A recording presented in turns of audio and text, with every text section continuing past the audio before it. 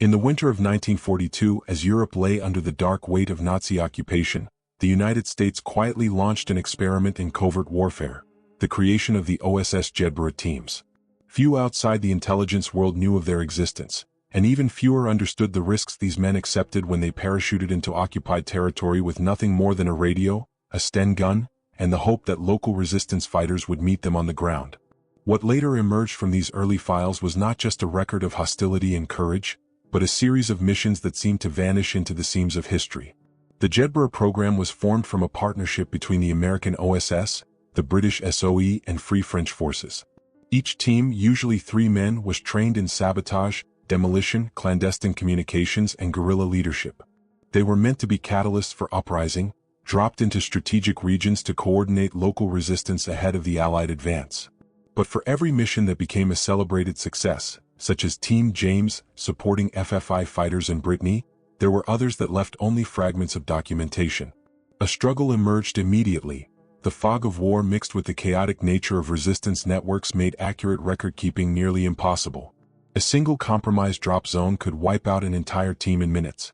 Parachutes drifted off course, radios broke on landing, and reception committees sometimes never arrived, either captured by the Gestapo or betrayed by collaborators. One training memo from Milton Hall, dated November 1942, warned bluntly, "Expect incomplete returns. Team survival is secondary to mission objectives." It was a harsh directive, echoing the reality that secrecy often came at the cost of clarity. Inside the declassified OSS files, historians later found unusual gaps. Several Jedburgh teams listed as activated in early 1944 show complete sets of preparation documents, uniforms issued, codenames assigned, equipment recorded, yet have no corresponding field reports or casualty notifications. Team Sullivan, for example, was noted as deployed to the Limousin region in March 1944, tasked with supporting a local Maquis group coordinating rail sabotage. But the archive ends with a final entry, "Departure confirmed. Awaiting initial signal." No such signal ever appears in the surviving records. Insight into this pattern comes from wartime diaries and correspondence. Lieutenant Colonel E.C. Rhine, one of the American officers overseeing training, wrote in a private letter that some operations were deliberately unacknowledged in order to preserve deniability should events turn unfavorable. That phrase, "deliberately unacknowledged," casts a long shadow across the missing files. Were these missions sanctioned but unreported? Or were the records intentionally removed in the years following the war? The reveal emerges gradually when cross-referencing British SOE logs. In a 1945 after-action summary, SOE Section F notes that several trans-channel insertions in early 44 were undertaken without full documentation due to concerns about leaks. It was a period when the Gestapo had infiltrated numerous resistance cells, and London feared that even routine paperwork might compromise lives. Yet, some of these undocumented insertions list drop zones that match the supposed destinations of missing Jedburgh teams. It suggests the operations weren't entirely erased, they were simply hidden behind other missions. Applying modern scrutiny, intelligence experts point out that early special operations often generated incomplete records. Radios failed, couriers were captured, and even successful missions sometimes went unreported until months later. But the consistency of the gaps surrounding certain teams hints at something more systematic. The OSS was still new, grappling with balancing secrecy with operational oversight. If a mission became too politically sensitive, too risky, or too tied to local rival factions within the resistance, documentation might be reduced to the barest of essentials. As the Allies prepared for the Normandy landings, the Jedburgh program expanded rapidly. Every missing team represented not just lost paperwork, but real men, Americans, Britons, and French volunteers, who disappeared into the most dangerous territories in Europe. Their absence in the record is a silent reminder of the stakes they faced. It's possible that some never reached the ground safely. Others may have been captured before they could send a single transmission. And some, perhaps, succeeded in their mission but operated under such strict secrecy that their victories remain uncredited. The close of this chapter in the declassified files leaves a lingering tension. Why do some teams vanish entirely from historical documentation while others are preserved in meticulous detail? Why do certain operations appear only as faint shadows in British or French archives, never acknowledged by the OSS? These unanswered questions form the first strand in a web of mysteries surrounding intelligence activities during the war, clues that hint at deeper stories embedded within the hidden layers of the OSS archive. And as the files transition into the next phase of 1943, the pattern of missing reports becomes even more pronounced, driven by heightened dangers and shifting priorities. It is here in Belgium that the next secret begins to unfold. In the closing months of 1943, the Allied intelligence war entered a far more dangerous phase. The German army, sensing pressure on both the eastern and western fronts, began repositioning units in patterns that defied easy interpretation. It was Belgian resistance cells, many of them operating under the coordination of the British SOE and the American OSS, that first noticed the unusual movements. Their fragmented reports, smuggled through courier networks and encoded into shortwave transmissions, offered a glimpse into a shifting German strategy. But among these communications rests one of the OSS's most baffling mysteries, a courier team that vanished after sending a final, cryptic message referencing an unspecified weapons site. The struggle in Belgium had always been intense. The Gestapo maintained a suffocating presence, and resistance fighters faced arrest at rates far greater than in France. Yet, the geography of the Ardennes, the thick forests, winding roads, and scattered villages, offered cover for intelligence gathering. The OSS Belgian desk began collaborating more closely with SOE Section T, forming joint networks that blended British training with American logistical support. One of these networks, codenamed Linden, relied on small 3- or 4-person courier teams to move reports between resistance groups and extraction points along the Meuse River. Linden Team 4 was one of the most reliable. Led by a young Belgian operative known only by his alias, Renard, the group included an OSS-trained American radio specialist and 2 resistance messengers familiar with local terrain. Their last confirmed activity occurred on November 18, 1943, when they delivered intelligence about German troop redeployments from Liège toward the Ardennes rail junctions. These observations later aligned with early movements tied to what would become the Battle of the Bulge, though at the time, Allied commanders did not yet grasp the full meaning. The insight into their final days comes from partially declassified OSS memos. One, dated November 20th, notes, Courier element reported visual confirmation of restricted transport column, composition unknown. Possible linkage to research or development facility. This reference to a research or development facility appears nowhere else in OSS reports from the Belgian theater during this period. Other lines in the memo are heavily redacted, with 2 full paragraphs blacked out entirely. What happened next continues to puzzle historians. On the evening of November 21st, the team transmitted what would become their last encoded message. Intercept logs show only fragments, but the clearest surviving segment reads, Arrived perimeter. Not standard supply depot. No insignia. Unknown security detail. Then, abruptly, the signal cut off. No distress call. No follow-up transmission. No recovery of equipment. The reveal comes from a cross-analysis of German wartime documents captured after the liberation of Belgium. A 1944 Wehrmacht security briefing mentions an auxiliary storage site outside Malmedy that was placed under the control of a special technical detachment reporting directly to Berlin. The language used is unusual. Typical ammunition depots were not assigned such units. Some historians have speculated that this location may have been tied to advanced weapons testing, possibly involving V-series technology or radio-guided munitions. Others argue it may have been an administrative center for the reorganization of German panzer divisions. But no firm conclusion has ever been reached. When Allied forces advanced through Belgium in late 1944, teams from both the OSS and SAF intelligence attempted to locate any facility that matched the courier team's last description. Nothing definitive was found. Aerial reconnaissance photographs from November 1943 show several structures near the villages of Waimes and Ligneville, but these were later identified as standard supply bunkers. The unspecified weapons site mentioned by the couriers does not appear in any formal map or captured document. Applying modern intelligence analysis, experts note that such inconsistencies are not uncommon. Wartime facilities were often dismantled, destroyed, or relocated before advancing armies could secure them. Moreover, small, specialized units sometimes guarded temporary installations that had little paper trail. But the disappearance of an entire courier team with no subsequent sightings, prisoner records, or recovered remains highly unusual. The emotional cost is evident in personal accounts. A letter written in early 1945 by Captain Howard Ellery, one of the OSS officers who trained the team, reads, Renard had an unmatched feel for the land. If anyone could slip through German lines, it was him. Their silence weighs heavily, it suggests something extraordinary occurred. His words, preserved in a small cluster of unclassified personal papers, are among the few direct acknowledgments of the team's disappearance. Closing this chapter leaves a lingering sense of unease. A reliable courier team, operating in a familiar region, vanished after reporting a facility that does not officially exist. And the timing, mere weeks before the Germans finalized their preparations for the Ardennes offensive, only deepens the mystery. Their final message hinted at something beyond conventional troop movement, something that prompted immediate redaction in OSS files. As the war ground on and Allied forces advanced toward Germany, another intelligence effort began to gather momentum, one aimed not at troop movements, but at uncovering the scientific capabilities of the Reich. It was in this climate of secrecy and urgency that Operation Alsos took shape, carrying the next OSS mystery into the heart of the German war machine.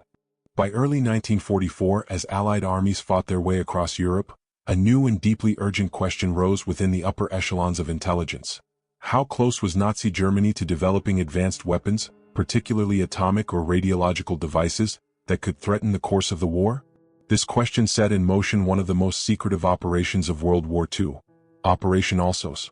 Conceived jointly by the OSS and the U.S. Army's Manhattan Engineer District, Alsos was designed to penetrate deep into German-held territory, uncover scientific research, seize nuclear materials, and capture key personnel. Yet within these high-stakes missions lie a series of disquieting gaps, fragments of evidence, early reports, and curious omissions that still puzzle historians. The struggle began with information that was uncertain at best. Allied scientists, especially those working on the Manhattan Project, pressed military leaders for assurances that Germany was not ahead in the race for nuclear capability. The memory of German physicist Werner Heisenberg's pre-war prominence loomed large, and intelligence reports from occupied Europe often mention laboratories, research centers, or shipments of special materials, whose purpose was unclear. The OSS set up early scientific intelligence cells in neutral Switzerland and liberated parts of Italy, but they needed hard evidence. As the Allies prepared for their sweep through Western Europe, the Alsos teams were tasked with getting it. Led by Colonel Boris Pash, a former military counterintelligence officer, and accompanied by prominent physicist Samuel Gaudsmit, Alsos teams followed closely behind frontline units. Their equipment included Geiger counters, explosives for vault breaching, and classified questionnaires drafted by Manhattan Project scientists. Their targets ranged from universities to abandoned factories. Yet not all sites fit the expected pattern. Insight into the uncertainty comes from Gaudsmit's own field notes. In an entry dated December 1944, he wrote, "Several findings do not align with earlier intelligence summaries. Some documents appear removed or hidden prior to our arrival." His tone reveals the tension. The Allies desperately needed confirmation of Germany's nuclear status, but the evidence was often incomplete, sometimes suspiciously so. One early mission took Alsos agents to Strasbourg in late 1944, where they uncovered significant portions of the German nuclear program's scientific correspondence. But even here, inconsistencies appear. A partially classified OSS transmission from this period references additional materials recovered from secondary location, pending analysis, yet those additional materials do not appear in Gaudsmit's final reports. Draft memos found decades later in the National Archives hint at the presence of non-standard armature components and portable shielding instruments, but official summaries list no such items. The reveal becomes sharper as the team advanced into southwest Germany in the spring of 1945. Their investigations led them to Hagerloch, a small town whose quiet appearance masked its role as a crucial hub in the German nuclear effort. Deep below a church, hidden inside a repurposed beer cellar, they discovered a makeshift nuclear reactor, now known as the Hagerloch uranium cube reactor. It was not capable of producing a sustained chain reaction, but it proved the Germans had come closer to advanced experimentation than many wartime analysts had feared. Alongside the reactor components, Alsos agents seized over 600 uranium cubes, various heavy water containers, and detailed laboratory notebooks. Yet several early field reports, those drafted during the first hours after the facility's capture, mention additional items not accounted for later. Specifically, sealed canisters of unknown composition, 2 crates lacking manifest, and a series of folded schematics removed for higher-level review. These descriptions disappear in subsequently sanitized versions. The gaps raise an unsettling question. Were certain discoveries deemed too sensitive for public or even internal record? Applying modern scrutiny, some researchers argue that these discrepancies may simply reflect the chaotic conditions of wartime document processing. Others see them as evidence that the U.S. retained specific German research assets for its own post-war programs, especially under Operation Paperclip. A report from the Manhattan Project dated May 1945 acknowledges that some materials relevant to radiological applications were transferred directly to secured facilities, though it does not specify which materials or their origin. Whether these refer to the Hagerlock findings remains unclear. The human dimension of Operation ALSOS provides another layer of complexity. Many German scientists insisted that their work had been purely theoretical or that they had sabotaged progress intentionally.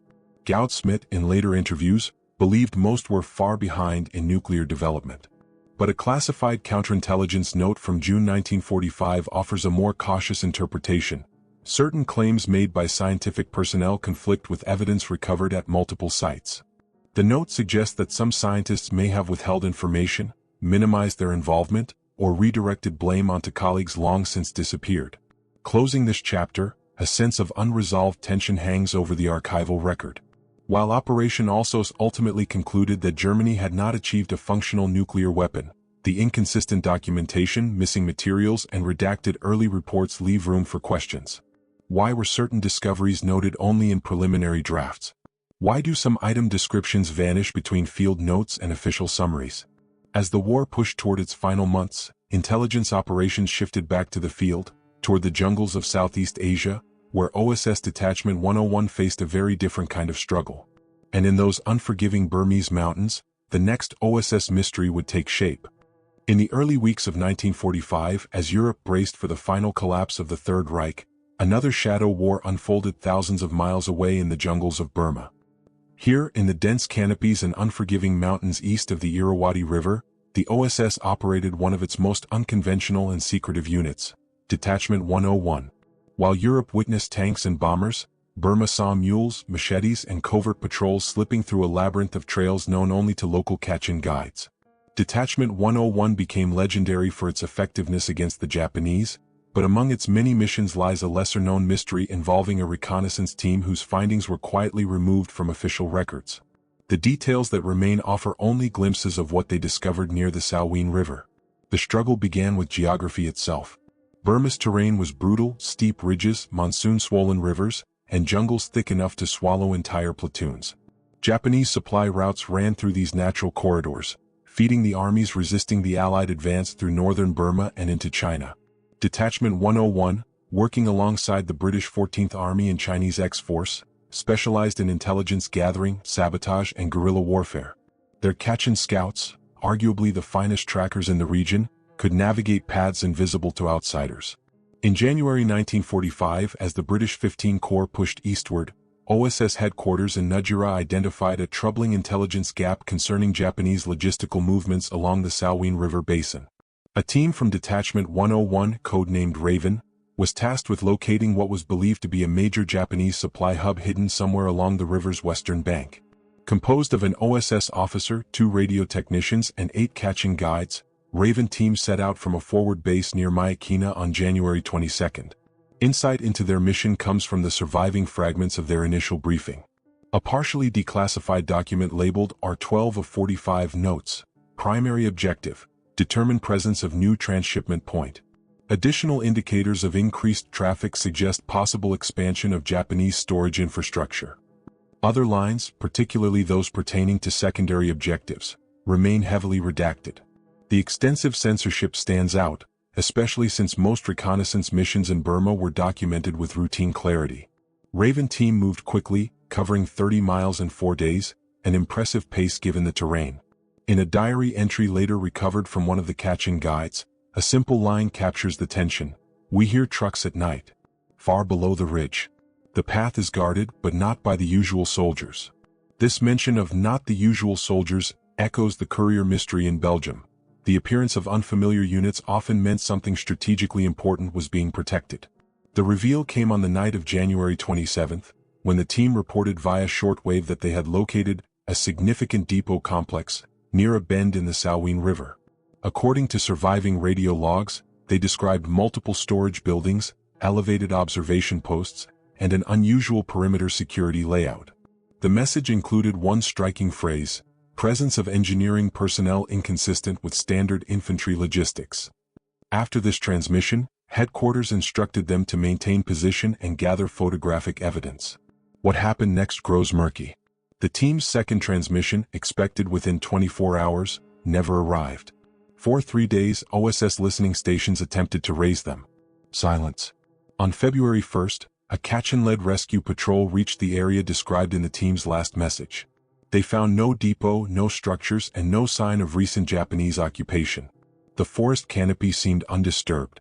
There were no tracks, no discarded crates, no tools, not so much as a footprint. It was as if the installation had never existed. Yet the patrol did find something. A broken radio handset, half buried in mud along a narrow ridge overlooking the river. The device was confirmed to belong to Raven Team, but there were no other personal effects, no signs of struggle, and no remains. The Kachin guides noted that the surrounding ground had been carefully cleared, an unusual practice in a jungle where even elite Japanese units rarely erase signs of movement so meticulously. Applying modern analysis, military historians have proposed several explanations. The Japanese were known to rapidly dismantle temporary depots to avoid detection, and specialized engineering detachments did exist, though they were rare in the region. However, no captured Japanese documents ever reference a major facility near that stretch of the Salween. Nor do Allied aerial photographs show construction or transport activity in that time frame. The precision of the site's erasure raises the possibility that the depot was never meant to appear on any map, built, used briefly, then abandoned or relocated with deliberate speed. The incident took on a stranger dimension when OSS headquarters attempted to compile the final report. According to internal correspondence from April 1945, the photographs Raven Team supposedly captured were removed for higher-level review. No such photographs appear in the surviving archives. In fact, the entire mission summary is conspicuously brief compared to other Detachment 101 operations, only 2 pages long with gaps in the narrative and references to missing attachments. This level of omission is rare, particularly as most Detachment 101 reports were filed meticulously due to their importance in planning the Burma campaign. Closing this chapter introduces an unsettling tension. A seasoned reconnaissance team reported a major discovery, one that strategically made sense given the region's importance, yet both the site and the men seemed to vanish. Their final message hinted at something unconventional, and the subsequent deletion of records only deepens the mystery. As Allied High Command turned its attention toward the collapsing German front, intelligence gathering shifted from jungle trails to the heart of Europe, where OSS teams raced to secure defectors and documents before the Soviets arrived. And within that chaotic final sprint of spring 1945, another disappearance, and another redacted file would emerge. In the final, chaotic months of World War II in Europe, the intelligence war took on a new urgency. As Allied armies pushed across southern Germany in April 1945, hundreds of German officers, some desperate, some calculating, sought to surrender to the Americans rather than fall into Soviet hands. Among them were individuals with intimate knowledge of communications networks, encrypted diplomatic traffic, and the Reich's collapsing intelligence structure. OSS teams were tasked with securing these defectors and the archives they carried. Yet one case involving a German signals officer near Innsbruck stands apart. A man who surfaced, offered critical knowledge, and then vanished before reaching an OSS safehouse. What survives in the record is only a single heavily redacted after-action report and a lingering sense that something consequential slipped through the Allies' grasp. The struggle began amid the confusion of Germany's southern front. Innsbruck, nestled within the Alps, became a crossroads for retreating units of the Wehrmacht and scattered detachments of the SS. The area was strategically significant. It lay near escape routes into Switzerland and Italy, making it a magnet for officials hoping to negotiate surrender on favorable terms. The OSS had established forward teams to screen defectors, analyze captured documents, and intercept any individuals attempting to flee with sensitive intelligence. One such team, operating under the code name Firenze, was composed of an OSS captain, 2 interrogators from the Signal Corps, and a small detail of MPs for transport security. Insight into the case emerges from a brief entry in the Firenze team's daily log. On April 22, 1945, a local intermediary, likely a minor official from the collapsing Tyrolean administration, reported that a German signals officer wished to surrender under special terms. The officer claimed he had knowledge of encrypted diplomatic channels used for communications with neutral governments. Given the OSS' intense interest in the Reich's secret negotiations, especially those involving Sweden, Turkey, and Spain, such a claim would have carried immense value. The intermediary arranged a meeting that same evening at a small farmstead outside the village of Valls. The signals officer, identified only as Major K, arrived wearing a disheveled uniform stripped of insignia. According to the initial interrogation notes, he had served in a branch of the German Foreign Ministry's communications office, working with cipher traffic routed through special Berlin relay stations. His statements were cautious but specific. He alluded to encryption keys updated even in the final weeks of the war, diplomatic overtures never shared with frontline commanders, and messages exchanged with Axis-aligned corporations attempting to protect assets before surrender. Such information, if verified, would have been invaluable to both the OSS and the State Department. The reveal begins with a small but important detail.